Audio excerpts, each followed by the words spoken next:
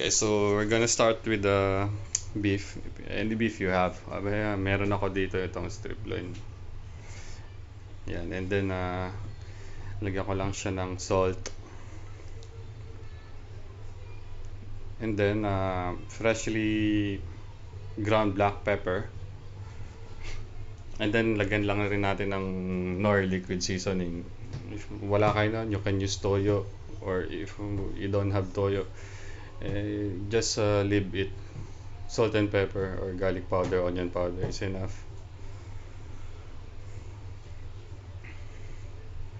Yan lang, mabilisan lang to guys.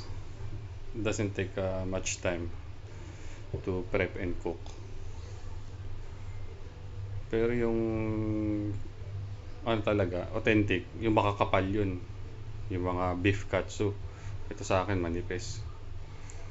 Ninipisan ko lang, pangbahay lang naman eh. So, yan. So, gusto ng mga anak ko yung manipis, yung madaling makagat, manguya.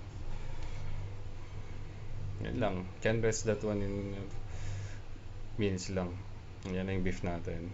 And then here's the egg. And we have the breadcrumbs or panko. Yung flour natin is just plain flour. I didn't put anything. But if you have onion powder, garlic powder, you can also put that one. So extra flavor. But for me, I just put the plain one only. Yan. Just dip it. And then the egg.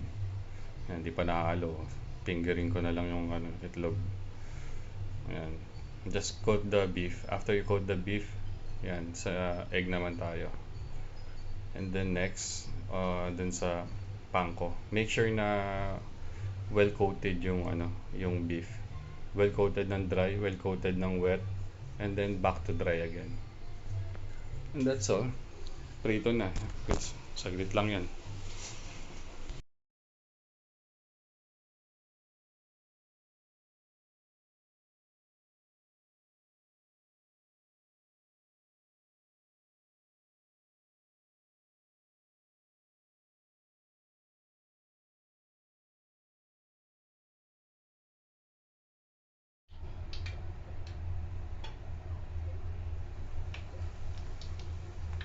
So let's put it one by one.